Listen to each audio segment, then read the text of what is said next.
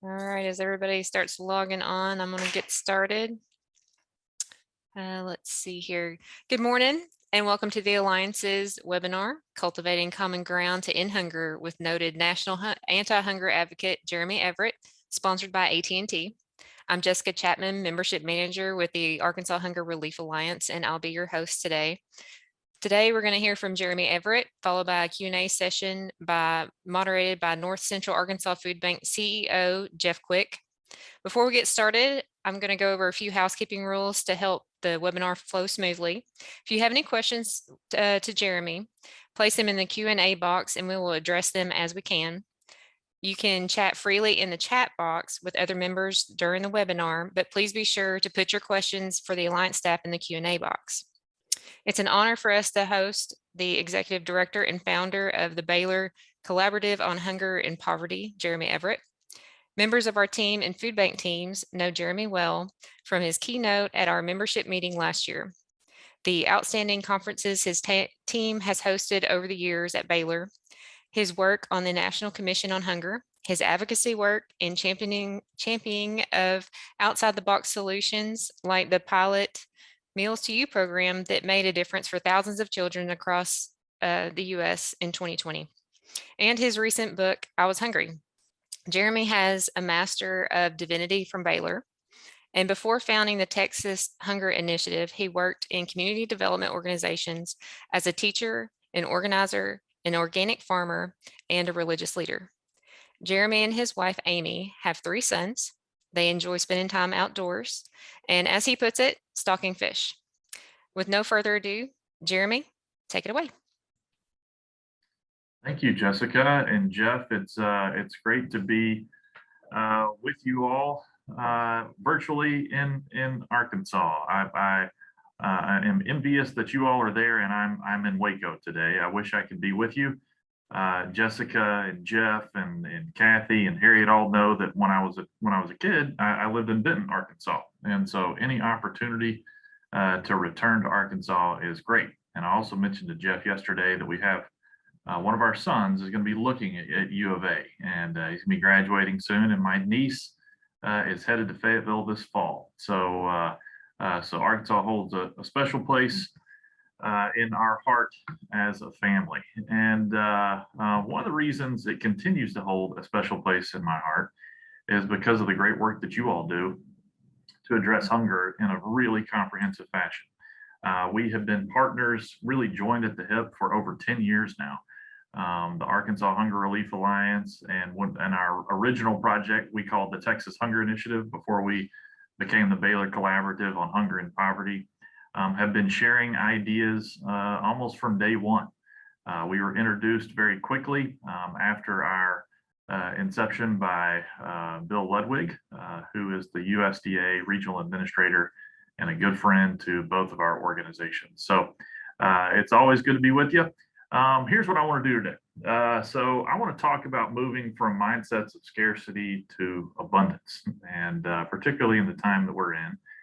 So my intent is to kind of talk you through some concepts, some thoughts, introduce you to a few ideas that I feel like are best practices out there in some really unique ways. And then I'll wrap this up and Jeff and I can have a conversation with you. So do please, if you do have any questions, send them to the Q&A portion, and we'll try to get to those to the best of our ability.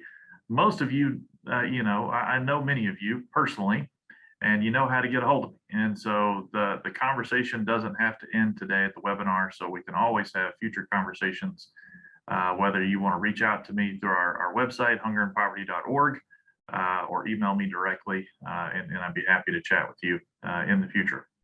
Well, I do serve as the executive director, and I've been here since 2009. We became the Collaborative on Hunger and Poverty at Baylor about 3.5 or 4 years ago, largely because we were working and piloting projects in so many different states. And so it didn't make sense for the Texas Hunger Initiative to be working in North Carolina or Kansas or some other place. And so we created a broader umbrella, but still continue to focus a lot of our work in Texas. Now, our mission is to cultivate scalable solutions to end hunger. And our job, being a university-based project, is to research and disseminate the knowledge that we're finding when we're trying to create scalable solutions in hunger. So we have a strong research arm to what we do, and then we combine that with a practice arm. And so we have field offices scattered around the state of Texas working with our partners and communities all over the state, trying to address hunger and figure out what's working in McAllen that also might work in El Paso or Dallas. That's something that we might be able to translate to Little Rock or Des Moines. We take all of what we're learning. We take the evaluations that our research team does of our different implementations to DC, and we work in the policy space because you really can't create scalable solutions if you don't work in policy. So many of the programs that we work on are administered by USDA, and so we're grateful for their strong role that we have in our country, and really set us up to be able to end hunger. So grateful to be with you. Jessica mentioned a project that we rolled out. It's a great example of our work. Most recently, Meals to You was a small pilot project that we tested out in East and West Texas in 2019, where we mailed boxes of food to children in rural East and West Texas who couldn't participate in a summer meal site because they lived too far away. The program worked great, and the 4,000 children received 500,000 meals and snacks over the course of that first summer. And when the pandemic hit, we scaled the program nationally. Had a great presence there in Arkansas. We ended up having 270,000 children that received meals daily through that program in America's most remote regions. And so we've taken that and are working with USDA and Congress to determine what that might look like as a more permanent solution for children in rural America when school's out and they don't have access to summer meal sites. So that's the kind of work that we get to do on a regular basis. Well, with that, let's jump into it. So as Jessica mentioned, about 6 years ago, I had the opportunity to serve on a congressional commission called the National Commission on Hunger. Now, the National Commission on Hunger was made up of 10 people. It was a bipartisan commission, so 5 Democrats that were appointed, 5 Republicans appointed. And our job, the scope of our job was essentially to identify what were the causes of food insecurity in the US and what was working to address it, and what did we need to do as a nation to actually end hunger and address food insecurity in a comprehensive way. Now, after we completed our work, we were intended to report back to Congress, USDA Secretary, then Secretary Vilsack in his first term, and then President Obama and his White House. We were committed to consensus from early on in the commission's experience. But to be honest, the politics, the political polarization that is plaguing our nation today certainly affected us in the boardrooms where we met. Now, we were all scouring through all of the most recent research that was made available to us as a commission. We had a number of academics that participated on the commission with us. And but even when we were exposed to the same research, oftentimes we would come to different conclusions based upon our political ideology. So we spent a lot of time arguing with each other rather than coming to consensus. We knew that if we ultimately wanted to come to some consensus recommendations back to USDA, Congress, and the White House, that we were going to have to get outside of the Beltway of DC, and we were going to have to go travel around America together. And so that's what we did. For the second year of our commission, we spent time traveling around the country, listening to individuals who were food insecure, meeting with organizations that were addressing the issue in a comprehensive way, and then holding public hearings so that anyone that wanted to have their voice heard could, and could have it heard on congressional record. Well, one of those trips took us to the desert area of the American Southwest. We spent time in New Mexico and ultimately made our way down to El Paso, Texas. When we got to El Paso, we went downtown to an area that is considered a food desert in El Paso, an area where the LaFay Community Center had set up an operation where they had a healthcare facility, They had all kinds of job training programs and food pantries, you name it, and they were providing it. We sat down with a group of elders at the Lafayette Community Center who had signed up for a class because they all wanted to die as U.S. citizens. Now, they were elders in the community. They lived here in the U.S. most of their lives, but they wanted to take this citizenship class because that was their goal, was to die as a U.S. citizen.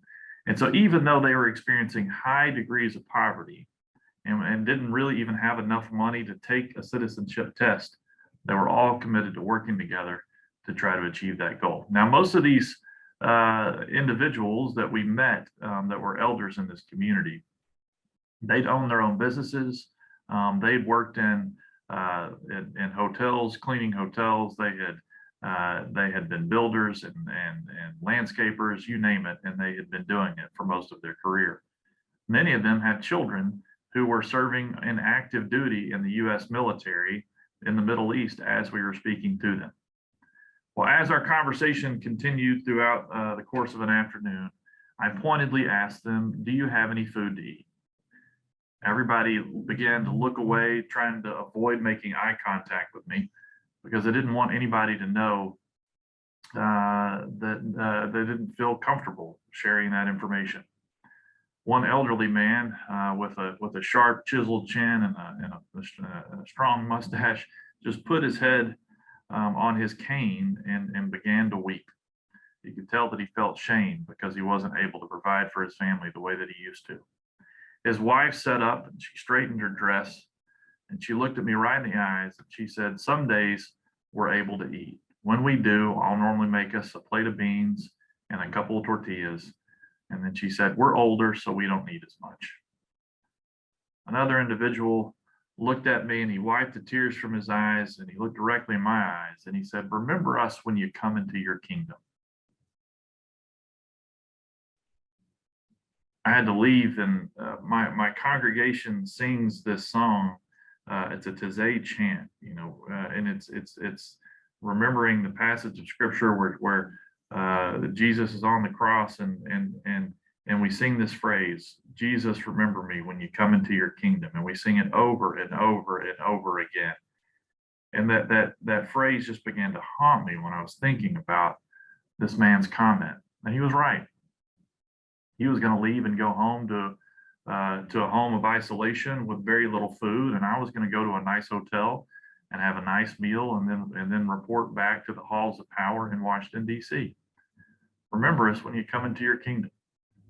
Well, that next day we went back to the same community center, only this time there were hundreds of people packed into an auditorium where our commission was holding a public hearing. We had about 10 hours of scheduled testimony that day, and an individual, a professor at Texas A&M, made his way up to the front, a professor named Joe Sharkey. Public health was his background, and his job was to do research on the Texas-Mexico border in the colonias. Now, if you've not ever been to the colonias on the Texas-Mexico border, it would probably surprise you. Most of them don't have running water. They don't have electricity or paved roads. And so people end up putting together homes really based upon whatever they can find. Now, they have to rent the land or lease the land from a landowner, but they don't actually get a lease agreement. So the landowner can come and take the property back anytime that they want to. And so it's oftentimes that when you go into these colonias, you'll see a house that might have one wall made of corrugated tin, another wall made of rocks from the surrounding land, even occasionally stacked tires or plywood used for walls.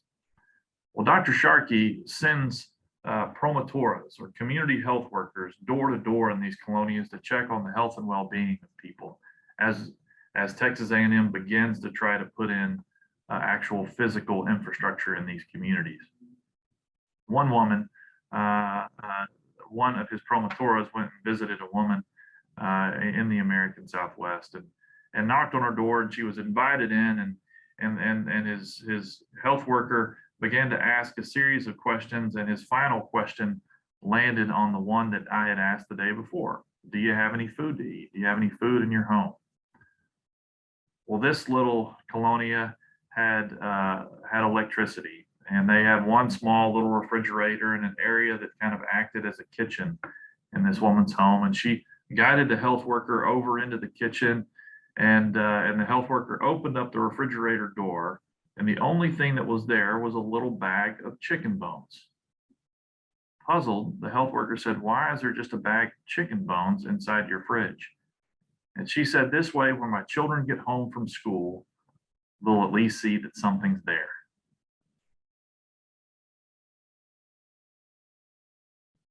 I just kept thinking, surely we can do better than this. We're in a country that has more resources than any country in the history of the world.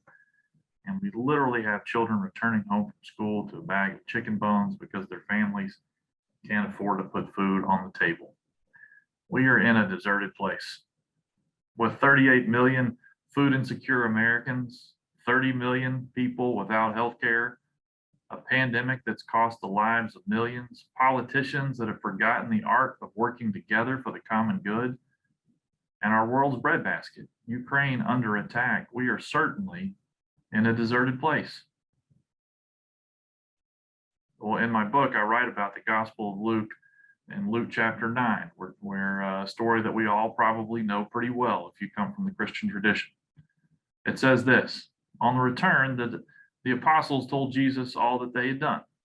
He took them with them, and they withdrew privately to a city called Bethsaida. When the crowds found out about it, they followed them there, and they welcomed him. And he spoke to them about the kingdom of God and healed those who needed to be cured. As the day was drawing to a close, the 12 came to him and said, "Send the crowd away so that they may go into the surrounding villages and countryside to lodge and to get provisions, for we are in a deserted place here." But he said to them, "You give them something to eat." They said, "Well, we have only 5 loaves and 2 fish, unless we go and buy food for this entire crowd." For there were about 5,000 men. He said to the disciples, "Make them sit down in groups of 50 each." And they did so, and they all sat down, and taking the loaves and the 2 fish, he looked up to heaven and blessed them and broke them, and he gave it to the disciples to set before the crowd, and all ate and were filled. What was left over was gathered up, 12 baskets of broken pieces. So the disciples in this passage have just returned from their first mission trip without Jesus. He sent 72 of them all across Israel to heal the sick and to preach about the kingdom of God. They witnessed and performed miracles and undoubtedly felt God move through them in ways that they could never imagine. And now the mission trip was over. All they wanted to do was come back and tell Jesus everything. Now I can imagine Peter with an entire group of disciples excitedly coming up to Jesus in the middle of a crowd in an urban area saying, "Hey, let's get away to our favorite desert camping spot." In my mind, I'm imagining Big Bend in West Texas. "Our mission trip was amazing, really transformational." Jesus probably laughed at their eagerness and said, "Let's do it." So they sneak away with Jesus to try to get some private time with him, but they forget that there's 72 of them. If you've ever been with a youth group returning from a mission trip, you probably know that nothing they do is either quiet or stealthy, much less 72 of them. By the time they get to the desert, thousands of people and children have followed them because Jesus was the rock star of this community. And everyone wanted to see or hear what was next. So the eagerness of the disciples likely turned into resentment. Obviously, I wasn't there, but that's how I read the text. Well, Peter told Matthew and probably told Matthew and John that these people are ruining our favorite place to camp. John may have responded, "I bet they just wanted a handout from Jesus." Then Matthew probably chimed in, "They don't have jobs. Why aren't they working right now? They are so lazy, they don't deserve Jesus's help." So the 72 disciples just sit together brooding. Well, this continues all day long and it's getting dark, and Jesus has been teaching the crowd and healing their sick, and the disciples have had enough of it. So Peter and his leadership team boldly walk over to Jesus. "Jesus, enough is enough. Send everyone home. You are supposed to hang out with us, not them. Besides, we don't have a place for these people to stay or any food for them. we're in a deserted place. Jesus, who's likely ministering to somebody while Peter's complaining, looks at Peter and says, "You give them something to eat." But Peter says, "Jesus, we're in the desert and all we have are 2 fish and 5 loaves of bread for 5,000 people." Jesus nonchalantly responds, "That'll work. Set everybody down and let's get this buffet started." So here the disciples have just witnessed Jesus healing the sick, and they've heard him teach about the kingdom of God. Yet when they are in a deserted place, they immediately resort to an ideology of personal responsibility. Yet this is perpetually when God moves throughout human history. When we have exhausted almost all of our resources, when we are in a deserted place, that in turn is where miracles happen. When the disciples see desert, Jesus sees opportunity. When we see scarcity, Jesus shows us the way of abundance. Jesus often sees resources and scalable solutions when his disciples only see barren wilderness. Well, now certainly, personal responsibility is something that we have to take into account. And when our commission got back to DC after spending a year traveling around the country, and we began to list out all of the causes of food insecurity in the US, personal responsibility was something that we had to take into account. People need to take responsibility for their actions, but this was much less of a problem than we've been led to believe. What we did find is that the primary cause of hunger in the US was underemployment. If you make $7.25 an hour, the federal minimum wage, and you get 40 hours of work a week, 52 weeks out of the year, you're still only bringing home less than $15,000 a year. In places like Waco, where we don't have an incredibly expensive cost of living, you can still barely pay rent, much less childcare costs or healthcare costs or any other expense on that, on less than $15,000 a year. What makes matters worse is that most people in $7.25 an hour or low wage jobs don't get 40 hours of work a week. And so they're forced to piece together as many jobs as they can find to try to make ends meet. This creates a process called income volatility. Income volatility is a technical term that economists use that we all need to adopt. It's an important term. So if you're sitting down at your desk right now, listening to this talk, I want you to take out a pen and a piece of paper, and I want you to write down income volatility. Because those of us who are working in the hunger space need to become familiar with it. We probably all see it and witness it all the time. Basically, what income volatility is if you don't know how many hours a week that you're going to get, some weeks maybe you get 15 hours, maybe the next week you get 25 hours, because it's your supervisor that determines how many hours they want from you. You don't get to choose that. And if you have multiple jobs, your supervisors aren't communicating with each other to determine when you're available to work. They just assign you a shift and you show up. But inevitably, if you have multiple jobs, you're going to end up having a conflict where you're scheduled to be at both places at the same time. And this leads to people losing jobs and having to constantly be on a carousel of looking for another job while trying to maintain as much income as they possibly can. But because you can't predict how many hours you're going to get on a weekly basis, this income volatility creates a roller coaster. So you can't predict how much income you're going to get on a monthly basis. So in many cases, we want to make people in poverty, we want to say if they would just budget better, then they would be able to get themselves out of poverty. But if you're making a poverty wage and you're bringing home less than $15,000 a year in a good year, it's impossible to predict how much money you're going to make on a monthly basis, creating income volatility. So a roller coaster experience of how much money you're going to make on a regular basis. That's the primary cause of hunger in the US, because most people that are of working age are employed, just underemployed. Second thing that we learned is that households where you have a disabled individual are the primary indicator of food insecurity on the household level.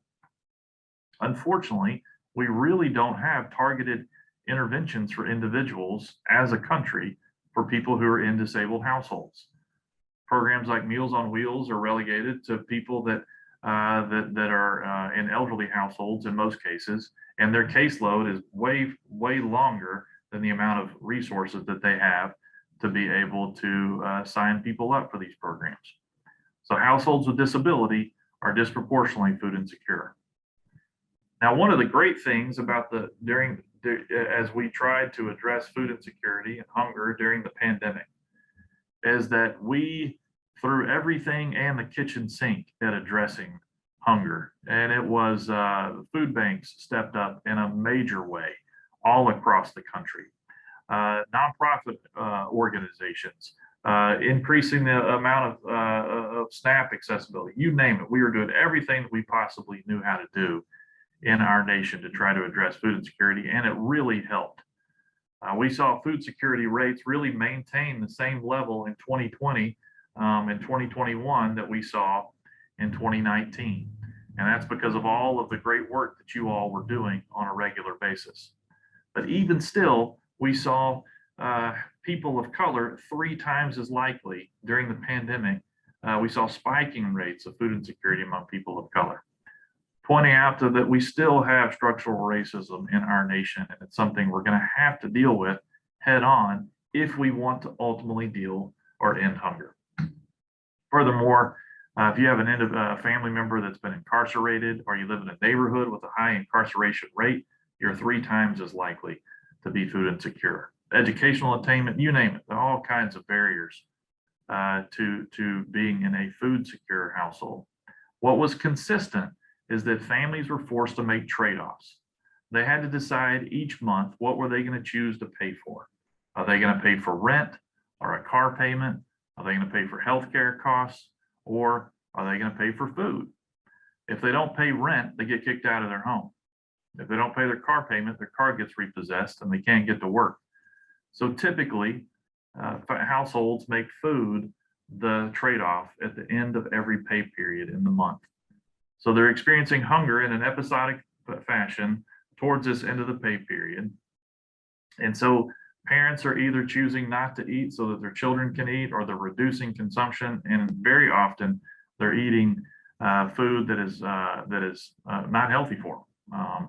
Food that might be high in starches or high in sodium content that can help them feel full, even though it doesn't give them the nutrient intake that they need. So trade-offs are a constant.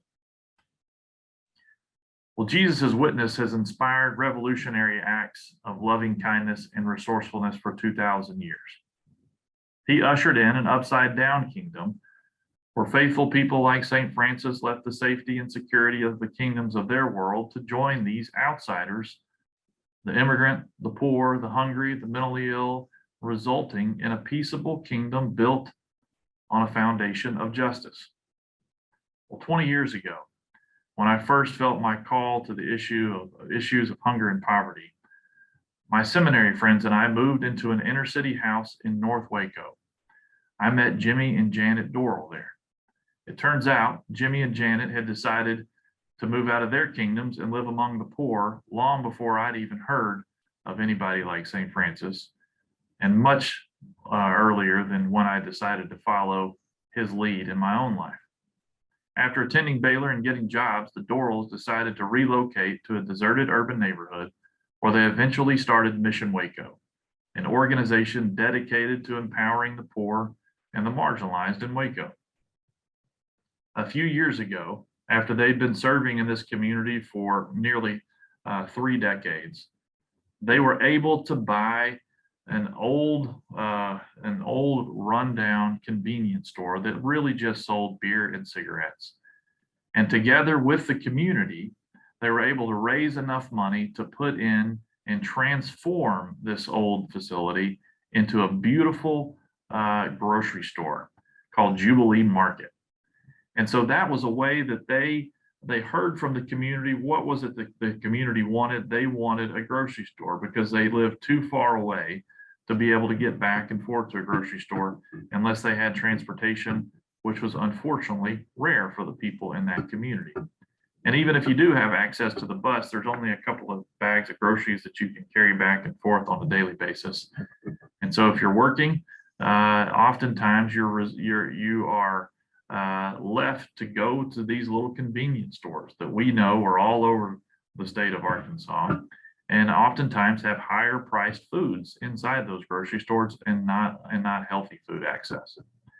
And so ironically, people who are food insecure and may not have enough access to food to live an active, healthy lifestyle are eating foods that are unhealthy, causing diet-related disease, whether that's obesity or diabetes, you name it, heart disease. And so the community recognized this, and they recognized that one of the keys to their own health and well-being was to have a grocery store. So Jimmy and Janet worked with the community to put that grocery store into a food desert in their area. Another story that I came across years ago was the story of Jesus. Jesus was a school nutrition director in Anthony ISD near El Paso, Texas. Our regional office in El Paso, led by a guy named Ruben Sanchez, who's now on our board. Ruben worked with Jesus and transformed how they serve breakfast to after the bell, and then helped them develop an after-school meal program there. And it really began to transform the quality of food that Jesus was able to provide his kids. But they lived scattered throughout the desert, and he didn't know how to possibly get his children food during the summer months when the school was out. So one of our business school faculty worked with Ruben and worked with Jesus to do route optimization, and they designed a program to make sure that kids had access to meals during the summer months, where Jesus hired about 40 or 50 of his high school students. And every morning, his high school students would show up to the school cafeteria, and they would make the first shift would make lunches early in the morning, and then they would get a cooler, and they would get in pairs, and they would load up on the bus. And so each seat had a pair of high school students with a cooler, and the bus driver would drop them off at a summer meal site. And those summer meal sites were at soccer fields and baseball fields and basketball courts, anywhere that they knew that there were going to be kids gathering. They would drop off a pair of these high school students with a cooler full of food to serve meals to kids. It would take the bus driver 2 hours to drop everybody off and to pick everybody back up, which essentially gave each site 2 hours to be open. Then they would bring the kids back home after the lunch shift was over, where they would pick up the next group of kids who would load up on the bus that they've been preparing dinners for kids in the community, and the bus driver would do it all over again. Jesus ended up serving 4,000 children every day in this deserted area of Anthony, Texas. Now, Jesus served 5,000 people once in the desert, but Jesus did 4,000 kids on a daily basis. So I don't know who wins that one, but it sure was remarkable to see. It was so inspiring that the Anthony police department decided that they wanted to get involved in addressing hunger as well. And they knew that households where something that may have occurred, where it could have been there may have been violence in the home, and a parent may have gone to jail, or situations where they knew that there was harsh poverty, and the police officers who created this food pantry would actually deliver meals to homes of people that they knew that were in difficult circumstances. They were inspired to do something different. They were imagining and experiencing a different kind of kingdom, not a kingdom that was best just for themselves, but a kingdom that was best for everybody in the community. Well, I want to leave you with one other solution that we've identified.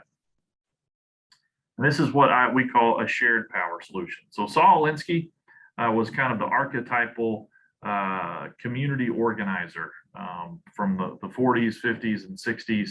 Really developed the whole idea of community organizing, and he has three types of power that he identified: power because you have a position in society, power because you're wealthy, or power because you're an organized mass of people. So his contention was, if the poor ever needed power, their only option was to organize against the wealthy or people in power in society, to be able to redistribute power in the process. Well, when I was living in San Antonio, we had a large organization that was kind of made up in this mindset of redistribution of power. And San Antonio, the wealthier communities in San Antonio wanted a PGA style golf course to be built in their community. And it was going to be built right over the Edwards Aquifer, where we got all of the drinking water for much of the South Texas community. And so the people in our community, in our neighborhood, our low income neighborhood, began to organize, saying, hey, this isn't going to be healthy for our community. And so they organized 100,000 people to sign on to a pledge to try to shut this proposition down. And they did marches downtown. They went to City Hall and gathered and protested the potential building of this golf course. They did everything that they could. They shamed politicians publicly that were in agreement with building the golf course. They did what they felt like it took to stop the golf course being built. Ultimately, City Council decided not to pursue the golf course. The pressure was just too much. But power wasn't redistributed in the process like Alinsky thought it might be. In fact, people who had positions and wealth in the community still maintained their positions. They still maintained their wealth. Only now they were upset. They felt targeted, and they were angry with the people who had organized against them. They still wanted their golf course, and so they just hired a team of lawyers to figure out the best way to move forward. In the meantime, everything that our community needed to meet our basic needs and they were positioning their elected officials against us just to be able to get our streets fixed up, or sidewalks, or strengthening drinking water access and so forth in our community, because this group of people had poked the bear. Well, ultimately, they reorganized. The wealthy community reorganized and brought the proposition back to City Council, this time with a team of lawyers helping this process go through, and they got their golf course. You can go now and play on the golf course in San Antonio. The same community tried a different tactic, a shared power tactic, when addressing the issue of homelessness. There was a homeless coalition that was made up of people who were homeless and advocates in the community, and they recognized that San Antonio had a huge homeless population, largely because of its being in the South. The weather is pleasant, and so many homeless make their way down to places like San Antonio, and they congregate downtown in all the areas where you as tourists want to go visit. Well, the businesses didn't want the homeless there. They felt like they were impeding their businesses, and so they wanted the homeless to be relocated. And so initially, the advocates and those who were against the advocates and the businesses were pitted against each other. But instead of following the same path that they did with the golf course, they ended up sitting down together and decided they wanted to work together. And so the businesses and the city and the advocates and the homeless all ended up designing the San Antonio Hope Center to create a state-of-the-art homeless shelter so that people could really move from homelessness to housing. Or if they wanted to remain on the street, but have a safe place to live, they created a safe place to live for those who are homeless. They took a different strategy, and they chose to work together, transforming what it was like to be homeless in that community. Well, at BCHA, or the Baylor Collaborative, We operate from the assumption that hunger and poverty are too big for one sector to address by themselves. Ironically, in this time of polarization, the only way forward for us is to work together. So I implore each of you in your communities to create a hunger-free community coalition if you don't already have one. Simply put, all you're doing is you're finding out who's doing something about hunger in your community and where are they doing it. And then what are the gaps of services in your community, and what can you do together to address those gaps of services? When you work together, you can do more than any organization or any sector can by working alone. You don't have to be Jesus.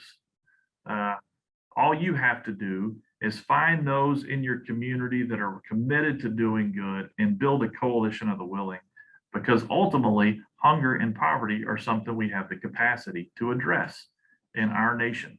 We can do this. If you want to learn how to build one of these hunger-free communities, you can go onto our website at hungerandpoverty.org and download a toolkit.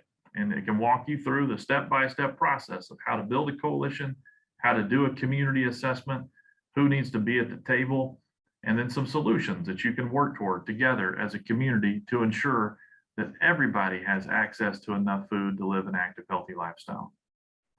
You're not alone in your desire to put flesh on Christ's command to feed the hungry. Our society may scapegoat the hungry and poor as lazy and undeserving, but there are people providing faithful witness to Jesus's upside-down kingdom all around us. They have forgone power and privilege to commit their lives to the cause of the hungry. And they are adept at identifying resources in the desert where most of us don't see any. They are faithful people providing food for the hungry in every community all across America, and they want to walk this path together with you. They're champions of justice, and they're champions of justice throughout history that we can look back on for inspiration. One that has been really transformative in my own life is the British parliamentarian named William Wilberforce. Wilberforce spent his entire career in the British Parliament shortly before the 1800s, committed to ending the idea that slavery was an acceptable form of commerce. So he fought to end the British slave trade his entire career and ultimately achieved that goal 3 days before he died. But one of his biographers noted that probably wasn't his greatest accomplishment. His greatest accomplishment was actually ending the idea that slavery was an acceptable form of commerce. Because until that point, throughout all human history, slavery had existed. It was just a way that people generated wealth. Well, likewise, we must end the idea that hunger and poverty are acceptable social conditions. With 38 million Americans experiencing food insecurity, and likely many other poverty-related issues like poverty housing, low-paying jobs, attending failing schools, or lack of access to health care, we live in a nation of economic inequality, the highest amount in the developed world. We're a nation in crisis, a nation that's in a deserted place. And as Wilberforce said to the House of Commons in 1791, you may choose to look the other way, but you can never again say that you didn't know. Hunger in our modern context is not about famine or a lack of production, but a lack of concerted effort to ensure that people have access to food. People without access to food are our scapegoats. They are people without political power. Simply put, they are the people that Jesus instructs us to look after because our mutual well-being requires it. The calling of the faithful is clear. Feed the hungry and you will live. And if we do, then on our final day may it be said to us, come you that are blessed by my Father in heaven, inherit the kingdom prepared for you from the foundation of this world. For I was hungry and you gave me food. Thank you. Well, Jeremy, on behalf of the Arkansas Hunger Relief Alliance and myself and everybody that's had the opportunity to listen to you today, thank you for your work. Thank you for your time today. Also, thank you for really inspiring us to to go out and make the difference in our own communities and in communities around us. I want to jump right into this so that we're not losing any time. In chapter 5, moving from mindsets of scarcity to abundance, you talked a little bit about that, but you also talked about the farm. Can you tell us more about your experience with connecting good nutrition to positive health outcomes? And then likewise, toward the end of that same chapter, you're talking about the many resources that often go unused. So can you visit with us about a few of those most unused resources and how we can do better at accessing them for the people that we serve? Yeah, great questions. And here are a couple thoughts. One, if we're going to put forth the effort to ensure that everybody has access to essentially 3 meals a day, we might as well make sure that it's healthy food, right? That's right. And so there's no reason why we can't think about nutrition and access in the same breath. And so one of the great things about the World Hunger Relief Farm that's north of town is that they are thinking about that on a regular basis. They're not only training people to go into sustainable agriculture in developing economies, but they're addressing food insecurity right here. So they partnered with the Family Health Center here called Waco Family Medicine. It's an FQHC, a federally qualified health center with 18 clinics around our area, really doing phenomenal work. And the farm grows food specifically for patients who are considered food insecure or malnourished or have diet-related disease that come through these clinics. And so the doctors do a food security survey to see if to check on the health and well-being of each of their patients. And if they identify that one of these patients needs a box of food from the farm, they give them a prescription right there, and the patients go down to the receptionist desk and redeem that prescription for a box of organic vegetables with recipes and you name it right there in the clinic. So they leave with food, which is a remarkable intervention. Now they use that to help point to nutrition education. They use that to help people learn how to prepare healthier foods, and they use that to help find out if families are not utilizing programs like WIC or SNAP. So you ask about an underutilized program, SNAP. SNAP is what we used to call the food stamp program, is the most effective way to address hunger in the U.S. And it is underutilized. In many places, in many states like Arkansas and states like Texas, typically, we have under 60% of our population that are eligible for the program participating. And so here's what that means. In Waco, we have a 57% participation rate. And so that means, 43% of our population is not utilizing the program that would be eligible for the program. And that costs us $35 million a year. So $35 million could go into the pockets of our community's most impoverished households to go buy food at the grocery store. Furthermore, what we know is that program, before the before the cost of living has increased on us so much, that program has $1.79 worth of economic stimulative effect for every dollar that comes into the community.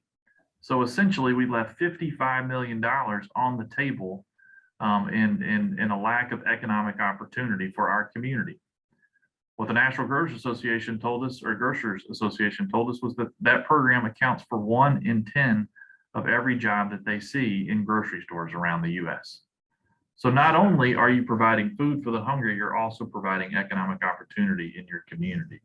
So I would say that is primarily the most underutilized program in our nation, particularly in states like Texas and Arkansas.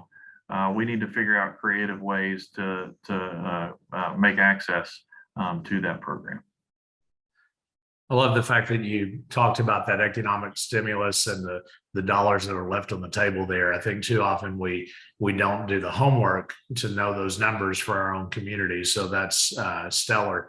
And I jotted some notes down to to start doing that as a part of some of my presentations across the service area that here in North Central Arkansas. That's cool.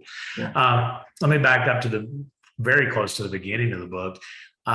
You in this section, you talk about some children that were found searching through a dumpster for food, and I love the fact that Pastor Trevino that you're talking about in this section, he first calmed their fears, and then he invited them in as special guests. He fed them, all of which are biblical principles, and then once they had eaten their meals, then and only then did he begin to ask them about their situation and what was going on. Can you talk to us about your core beliefs on why it's important to care for someone's immediate needs before we get into the root causes of their specific situations of poverty or hunger? Wow, that's a great question. And yeah, Dan, Pastor Dan, was a social worker before he was a pastor, and certainly has a social worker's heart. That story, I encountered Dan and what he was doing in his church on the south side of San Antonio, just as I had accepted this position in 2009. So I hadn't quite moved to Waco at that point. And so we'd been in Waco before, then moved to San Antonio, and then moved back to Waco for this job. And so he found 2 children in his dumpster one Saturday morning, and in the dumpster of his church parking lot, when he was showing up there to make breakfast tacos for the elderly men in his church. And he and his son were in the car together, and their headlights caught the 2 little children in the dumpster. And so the kids were startled, tried to run away, but Dan and his son were able to get to them, calm their fears, and invite them in, and made them some breakfast. And yeah, then it was after that point, then he began to talk to them about what was going on. Why in the world were they in his dumpster on an early Saturday morning before dawn? And they told him they didn't have any food to eat in the house, that they were on the school lunch program, but they oftentimes might not have anything to eat from lunch on Friday to breakfast or lunch on Monday when they would get back to school. And that was certainly the case. So yeah, I think Dan is a unique individual, and I wish he wasn't unique. I wish we were all wired that way, right? And what an amazing story and testimony. But I think when you're I think we all have a tendency, many of us who are probably on the webinar participating in this kind of work, we're problem solvers, right? We're thinking systems, we're trying to address systems. And so sometimes we just have to stop and have an empathetic moment and just be like, right now, somebody may not need us to solve all their problems. They may just need a sandwich, or they may just need a place to sleep tonight. They may need something that we take for granted on a regular basis before we can begin to kind of unpack and untether kind of the myriad of issues that may be ailing them. So I think that's Dan's story is a good reminder for all of us, for sure. Yeah. I really believe strongly in the power of relationships. And I think it's so vital to build relationships, not just with donors and volunteers and politicians and leaders in our community, but also with the people that we serve. You also made a statement in your book that you said, we believe that people are created in the image of God, and therefore we are all inherently equal. Can we talk a little bit about the importance of equity in the hunger relief space as well? Yeah, I think this is a big one. Okay, so in the Judeo tradition, yes, we do say that all people are created in the image of God. I think if we're right now we know with what's happening in the Ukraine, that potentially is going to create some famine in a global environment. We probably won't feel the impacts of it here in the U.S. In terms of access to food, but it certainly might continue to make our food prices go up. But to date, the issue of hunger, whether that's in the U.S. or around the world, is not based upon production. It's not like it was 100 years ago. We don't have famine, but we don't have people going without food because we're not producing enough food. Certainly there is regional famine in places like Afghanistan, but we're still producing enough food worldwide to ensure that everybody can have their needs met. So that means that the issue is access. And so if we really believe that we are created in the image of God, and that somebody living in Afghanistan or somebody living in neighborhoods in Little Rock that you try to avoid, or neighborhoods in Waco or San Antonio that are considered not safe, if we really believe that the people who live there are created in the same image of the same God that created us, wouldn't we do everything in our power to ensure that they have access to food just like we want for our kids? So ultimately, it is a question of equity. I think that if we are, as people of faith, now all religions talk about addressing hunger, and I mentioned that last time I talked to you all, and quoted some different passages from different scriptures. But like, if we are, as people of faith, really believe that we are supposed to love our neighbor as ourselves, and we are really believe that we're all created in the image of God, then ensuring that everybody has access, at the very least, to enough food to eat, then that seems to be a no-brainer, and it seems to be who we are compelled to be. That's why I think, when we give food, we give life, and it's of critical importance. Yeah, I kind of jokingly say from time to time, while I didn't realize in my early years of life that I was destined for hunger relief, my grandmother Knight was a volunteer at the food bank when I was a child, and my grandma Quick wouldn't let anyone walk in her house without eating some food before they left. And so I just kind of had no chance. I mean, it didn't matter who you were, whether you were a friend or someone that just happened to be at her house with one of us kids. You're always going to leave there having eaten something before you left. That kind of dives right into this whole idea of deserving and who's deserving of help and who isn't. Sometimes we hear even politicians say that they're willing to help those that deserve help, and we hear some others say that adults that are hungry maybe brought it on themselves. But you say in your book, blaming the poor for their poverty only adds insult to injury, and it's largely an inaccurate diagnosis. Why is it inaccurate? And can you help us with messaging when we talk to those who believe it's, quote, their fault, they're poor or they're hungry? Yeah, well, it's interesting. Y'all are going to get more. One thing about talking to me is I do have a theological background. That's where my education is, and so y'all probably get more Bible stories than you bargained for. But but to give you another one. When the Hebrews are enslaved in Egypt, Pharaoh says that they are getting lazy and forces them to go harvest their own straw to make the mud bricks. So this idea of calling the poor lazy or blaming them for their plight goes back thousands and thousands of years. This is not a new argument. And to me, it's like, it's tired and old. At least come up with some other excuse for why you want to be selfish. But ultimately, that's what it is, right? Yeah. If we believe that the poor are lazy, or people that are hungry are choosing not to address their own plight, then that absolves us from our responsibility to them, right? At least we think it does. And so we can go about doing our own thing. We can spend our money on ourselves the way that we want to spend money on ourselves. We can lean into our own, lust for possessions as much as we want to, or whatever. And we don't have to worry about somebody else's plight.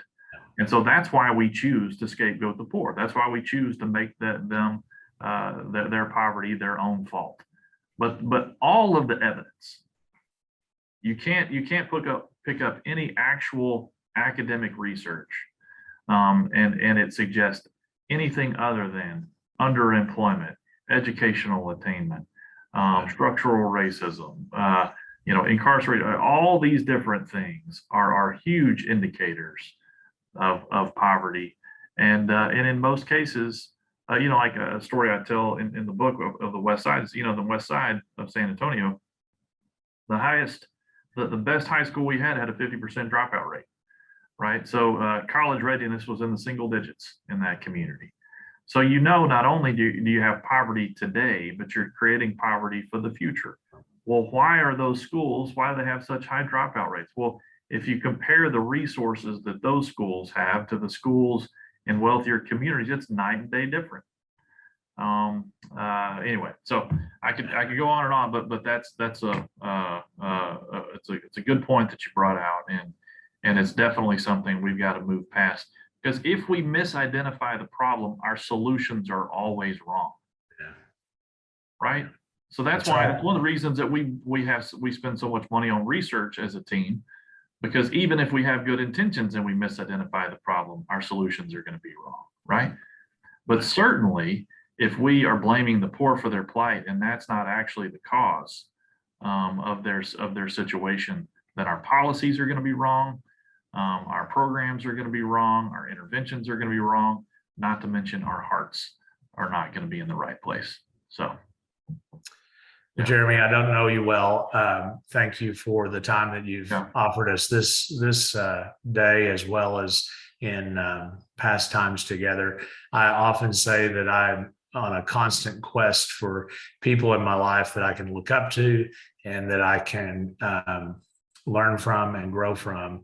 And I've found through your book and through your time with us that you certainly are someone that checks those boxes off for me. So I appreciate that. And I know Jessica has a few words of to wrap us up as well. Thank you, though. I've absolutely enjoyed. And Jessica, if you're not going to mention this, there's a ton of questions that came in that we just couldn't get to. And I would do what Jeremy did in the beginning, reach out to Jeremy and continue this conversation. Yeah, so I really appreciate both of you guys being on here today. Very inspirational and very informative presentation. Like Jeff said, we had lots of questions. If your question did not get answered, I have your email address, and I will forward your question to Jeremy and get you an answer and then get that back to you. And like Jeff said, reach out to him if you have anything else that you need to know. We appreciate everybody being here today, and we will post this webinar on our YouTube page for you guys to view at your convenience. And I thank you guys and have a great day. Thank y'all. I appreciate it. Appreciate you. Thank you.